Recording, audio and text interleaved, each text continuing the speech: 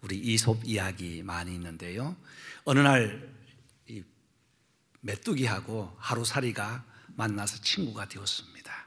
아침 일찍 만나서 하루 종일 기쁘게 즐겁게 놀았어요. 이제 해가 져가니까 메뚜기가 하루살이에게 부탁합니다. 오늘 그만 놀고 내일 다시 놀자고 했어요. 그랬더니 하루살이가 내일이 뭔데? 그래, 오늘 캄캄한 밤이 있으면 내일 다시 해가 뜨는데 그것이 내일이란다 하고 헤어졌는데, 하루살이는 하루 밤새껏 내일을 고민하다가 죽었답니다. 그 다음날 아침에 메뚜기가 나와서 하루살이가 없으니까 개울을 돌다가 보니까 개울이 한 마리가 있는 거예요. 그래서 즐겁게 여름 내도록 놀았어요. 자고 일어나서 놀고. 그런데 가을에 단풍이 져가는 때에 추위가 오니까 개구리가 금년도에는 그만 놀고 내년에 놀자고 했어요. 그랬더니 이 메뚜기가 내년이 뭐냐고. 그래, 내년은 추위가 오고 다시 봄이 올 때에, 꽃이 피는 봄이 올 때 그것이 내년이란다. 메뚜기는 내년을 고민하다가 죽었답니다. 여러분, 메뚜기나 하루살이는 내일이 없는, 내년이 없는 신비 속에 살아갑니다. 우리가 알지 못하는 세계, 우리가 경험하지 못하는 세계가 있다는 것을 우리에게 시사해 주는 이야기죠. 이와 같이 신비 속에 살아가는 삶에는 여러 가지가 있는데, 특별히 예수님의 죽으심과 부활, 신비라는 사실입니다. 죽음은 누구나 한번 정한 것이 이치기 때문에 다 알고 있지만, 죽음에서 무덤을 열고 일어났다는 것은 신비라는 사실입니다. 그럼에도 불구하고 예수님은 부활하셨습니다. 죄와 어둠과 사망의 권세를 뚫고 무덤에서 일어나셨습니다. 아멘. 이것이 하나님의 은혜요 신비입니다. 2024년 부활절을 맞아서 예수님이 부활하셨다, 부활하신 예수님을 증거하고자 합니다. 예수님의 부활은 먼저 역사적인 사실입니다. 신비이지만 역사적인 사실이라는 거예요. 오늘 우리가 요한복음 20장 6절부터 읽었지만 1절로 5절까지 보면, 안식 후 첫날 일찍 이른 아침 아직 어두울 때에 막달라 마리아가 무덤에 와서 돌이 옮겨진 것을 보고 베드로와 다른 제자에게 달려가서 예수님이 계시지 않고 부활하셨다는 소식을 전했습니다. 안식 후 첫날이라는 것은 역사적인 시간, 분명한 그날이 있었다는 것을 우리에게 증거하고 있습니다. 그런데 세상에는 예수님의 부활을 거부하는 사람들이 많이 있다는 것이죠. 인간의 머리를 짜내어서 여러 가지 학설을 주장하며 너무 이른 새벽이어서 마리아가, 여인들이 예수님의 무덤을 찾아간다는 것이 엉뚱한 무덤에 찾아가서 예수님이 없다고 하였다, 무덤 오인설이라는 것이 있습니다. 또 제자들이 시체를 훔쳐가져다가 숨겨놓고 예수님이 부활하셨다고 시체 도난설이라는 것도 있습니다. 예수님이 너무 십자가의 고통이 심하여서 기절했다가 서늘한 이 무덤에, 동굴 무덤에 넣어 놓았더니 시간이 지나면서 깨어났다, 예수님의 기절설도 있습니다. 예수님을 너무 사랑하는 사람들이 예수님을 그리워하다가 예수님을 보는데 환상으로 보였다 하는 예수 환상설도 있습니다. 예수님은 이 세상에 온 적도 없고 없는 이야기인데 마치 설화처럼 예수님은 만들어서 세웠다 하는 신화설도 있습니다. 이런 억지 주장이 많이 있지만 예수님은 역사적으로 분명히 살아나셨습니다. 왜냐하면 예수님의 부활에 대한 증거는 너무나 많기 때문입니다. 아무리 어두워도 다른 사람의 무덤에 찾아간다는 것은 억지 주장 아니겠습니까?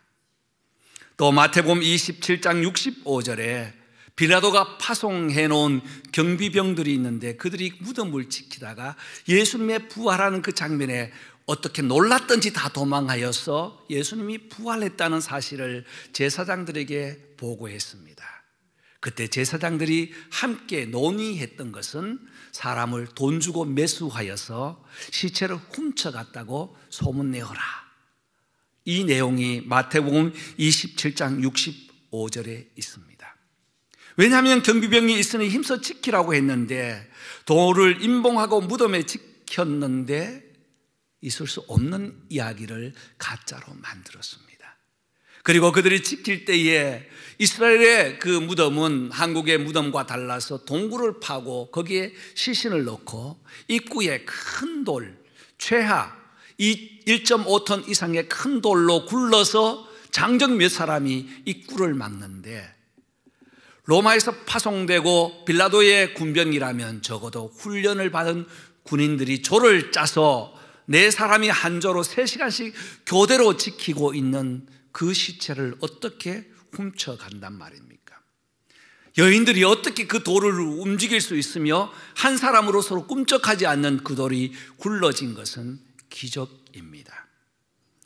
만약 그렇다면, 이 군병들과 싸운다면 예수님의 제자들이 무슨 어부 출신에 매일 고기만 잡다가 예수님 따라다니면서 생을 보냈는데 무슨 전투 실력이 있어서 훈련된 군인들과 싸워서 이길 수 있겠단 말입니까? 모두가 아무리 설명해도 억지 주장일 수밖에 없습니다.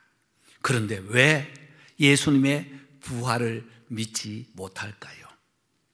여러분, 예수님의 부활을 믿으십니까? 정말 믿으십니까? 예수님이 무덤을 열고 부활하셨다는 사실을 믿으십니까? 여러분, 오늘 이 시간에 잠깐 제가 설명하는 이 설명은 지금까지 믿지 못해서가 아니라 아예 믿지 않기로 작정했기 때문이라는 것을 우리 마음속에 다시 한번 증거하고자 합니다. 예를 들어서 여러분, 우리나라에, 대한민국에 위대한 사람, 여러분이 한 사람을 꽂는다면 누구를 꽂을 수 있을까요? 이순신 나왔습니다. 여러분, 이순신 만나보셨습니까, 집사님? 안 만나보셨죠? 그런데 어떻게 이순신이 위대하다는 것을 오늘 이 시간 제가 질문했는데 바로 이순신이라고 나왔을까요? 무엇 때문에? 이쪽에서 한번 대답해 볼까요? 예. 역사적인 사람이기 때문에. 역사적인 사람이라는 것을 어떻게 증명합니까? 예, 1545년에 태어나서 뭐 하는데 많은 역사적인 사실 증거가 있지만 가장 확실한 증거는 거북선이라는 겁니다. 그렇죠? 많은 증거들이 있어요. 태어나서 살아갈 때부터 그런 책들도 많이 있고 있어요. 거북선을 보고 우리는 만나지 못했지만 이순신이 그렇게 했다는 것을 인정합니다. 너무 오래된 사람입니까? 미국에 사니까 미국의 위대한 사람이라면 어떤 사람을 꽂을 수 있을까요? 예, 아브라함 링컨. 예, 링컨 만나보셨습니까, 장로님? 못 만나보셨죠? 예, 그렇습니다. 링컨은 1809년 2월 12일 날 태어났더라고요. 만나보지 않았지만 그가 유명하다는 사실을 우리가 믿고 인정하는, 그리고 오늘 이 시간에 물었을 때에 링컨이라고 대답할 수 있는 것은 무엇 때문일까요? 역사적인 자료예요. 좀 더 올라가 볼까요? 예수님보다 400년 전에 BC 한 400년경에 우리가 세계사 철학 시간에 많이 배웠던 그리스의 위대한 철학자들이 있습니다. 너 자신을 알라. 누가 말을 했죠? 예, 테스 형, 소크라테스가 했잖아요. 여러분, 소크라테스를 만나보셨습니까? 그런데 그가 말했던 너 자신을 알라는 그 말을 우리는 지금까지 소크라테스가 말했다고 믿고 인정하고 있어요. 그렇게 배워왔어요. 왜 그렇습니까? 역사적인 자료이기 때문에. 그 외에도 아리스토텔레스, 플라톤, 오늘 설교를 하면서 서론, 본론 1, 2, 3 결론 내는 것도 위대한 플라톤 선생이 만든 3단 논법에 의해서 지금도 우리가 사용하고 있잖아요. 왜 그렇습니까? 역사적인 증거 때문에. 예수님은 이들보다 더 많은 역사적 증거가 있습니다. 소크라테스가 썼던 그 책보다. 이순신이 행했던 거북선을 만들기 위해 가지고 구조했던 그것보다 더 훌륭하고 더 두껍고 더 많은 책들이 전 세계에 있는데 왜 지금도 예수님의 부활은 역사적 사실이 아니라고 생각하는 사람들이 있냔 말입니까? 이것은 바로 믿음의 문제요, 믿지 않기로 결단했기 때문입니다. 예수님의 부활의 역사적 근거는 너무나 많습니다. 먼저는 성경이 있어요. 성경에 분명하게 몇백 년, 몇천 년에 흘러서도 그 변하지 않는 하나님의 말씀으로 기록된 성경의 자료가 있고, 그 외에 역사가들의 진술이 엄청 많이 있습니다.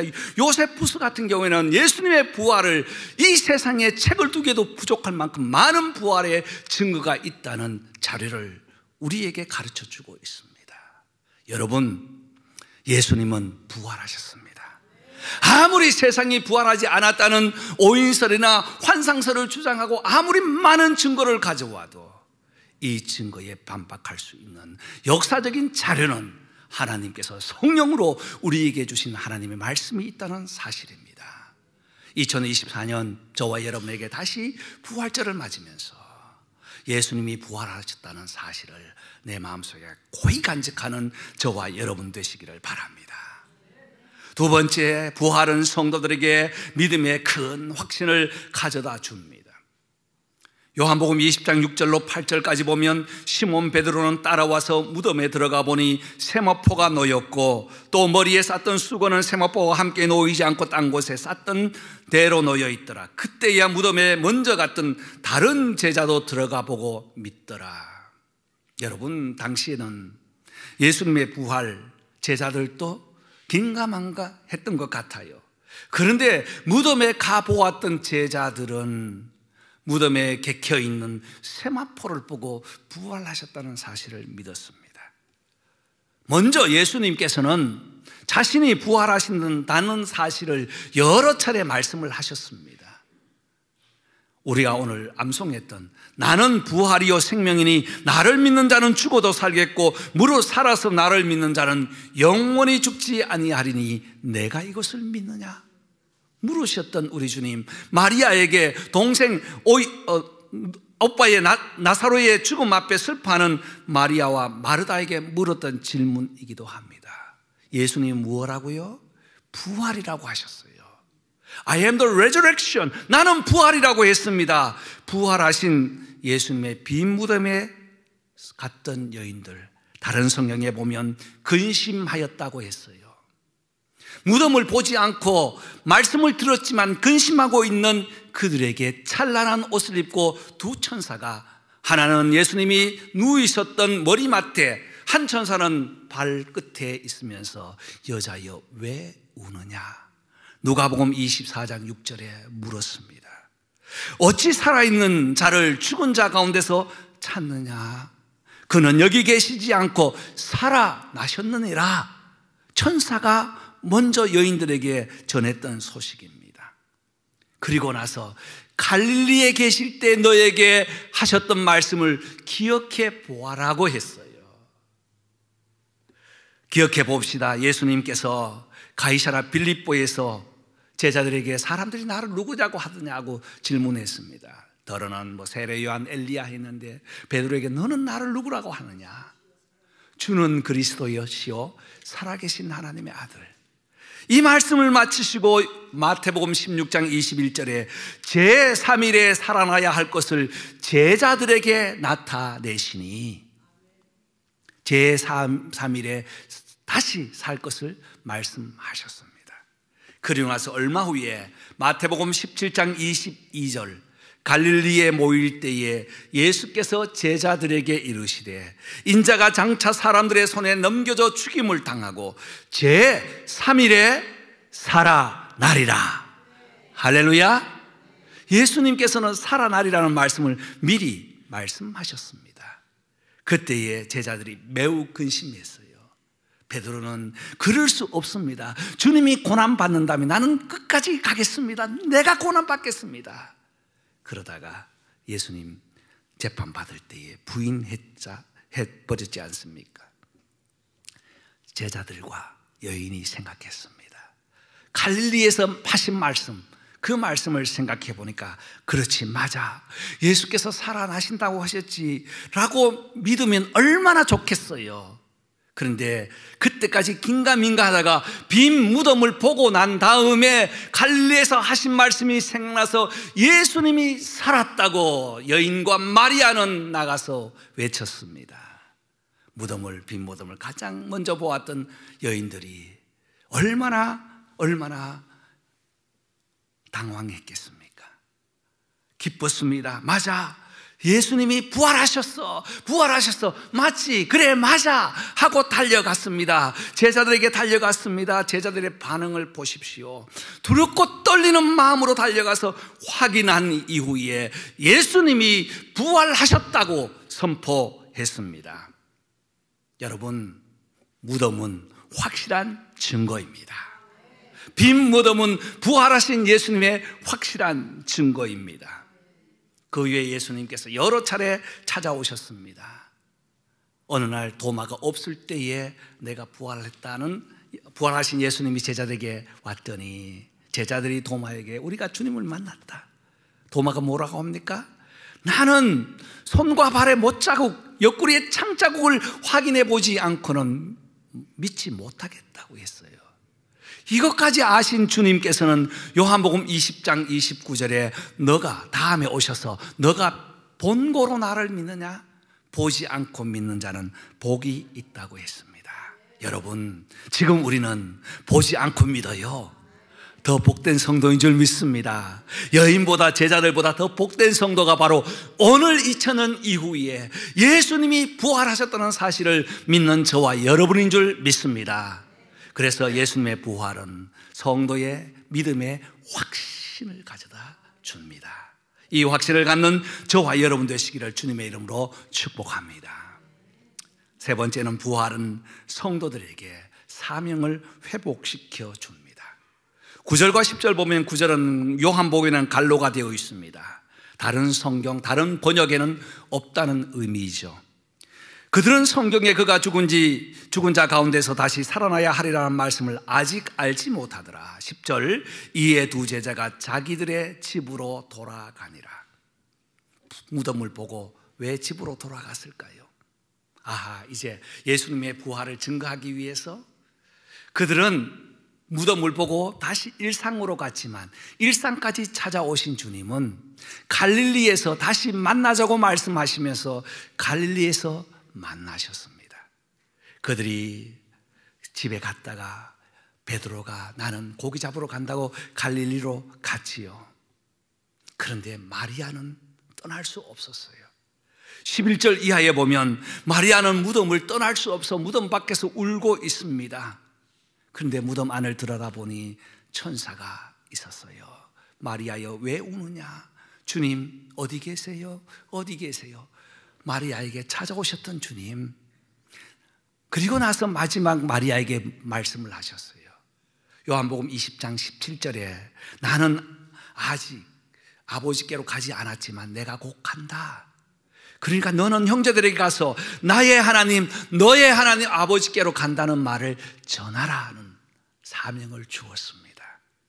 그리고 마리아는 나가서 제자들에게 선포했어요. 제자들도 역시 갈릴리에서 만나자는 주님의 말씀 듣고 갈릴리에서 다시 만났습니다. 부활하신 주님은 엠마오로 가던 제자들과 동행하시고 유대인들이 두려워서 문을 닫고 있는 제자들에게 찾아오셔서 평안을 주시고 도마에게는 손과 옆구리를 보이시며 믿음을 주시고 마태복음 28장 7절에는 갈릴리에서 만나자고 하시고 갈릴리에서 다시 사명을 회복시켜 주셨습니다. 요한복음 21장 1절 갈릴리에서 고기를 잡는 제자들에게 찾아오셔서 내 양을 먹이라, 내 양을 치라, 내 양을 먹이라고 제자들에게 다시 사명을 불이켜 일으키시고 사명을 회복시켜 주셨습니다. 훗날 사도행전 9장에는 예수님을 핍박했던 바울에게 찾아오셨죠. 그리고 나서 바울은 거꾸로졌습니다. 고린도전서 15장에는 예수님께서는 성경대로 죽으시고 성경대로 살아나사 부활하시고 부활의 첫 열매가 되셨도다고 고린도전서 15장 27절에 기록을 냈습니다. 예수님은 부활하셨습니다. 부활하셔서 부활의 첫 열매가 되셨습니다. 아멘. 부활의 첫 열매가 되셨다는 말은 나무를 심어서 첫 과일이 열매가 맺히면 내년에 열린다는 말입니까? 안 열린다는 말입니까? 열린다는 말이에요. 암시예요. 예수님이 첫 번째 부활이 되신 것은 예수님을 믿는 모든 자는 따라서 과일이 열리는 것처럼 모든 믿는 자는 부활의 증인, 부활을 경험하게 된다는 말씀입니다. 그래서 2000년 전에 죽으시고 부활하셨던 주님의 부활이 오늘 우리의, 저와 여러분에게 부활이 되는 줄 믿습니다. 다 같이 한번 고백합시다. 예수님의 부활이 나의 부활입니다. 아멘. 우리가 부활되었어요. 죄와 어둠을 다 물리쳤습니다. 어제의 죽음을 다 버렸습니다. 어제의 우상을 버렸습니다. 어제의 교만을 버렸습니다. 어제의 자존심을 버렸습니다. 어제의 거짓을 버렸습니다. 어제의 시기와 미움을 다 버리고 부활의 아침, 예수 부활이 저와 여러분의 부활이 되시기를 간절히 축원합니다. 이제는 부활의 첫 열매로서 먼저 부활하신 주님을 따라 먼저는 역사적인 사실의 부활을 믿고 그 부활이 나의 믿음의 확신이라는 사실을 믿으며 나에게 부여한, 제자에게 부여했던 사명을 회복하는 것처럼 저와 여러분에게 주신 사명을 회복하는 저와 여러분 되시기를 주님의 이름으로 축원합니다.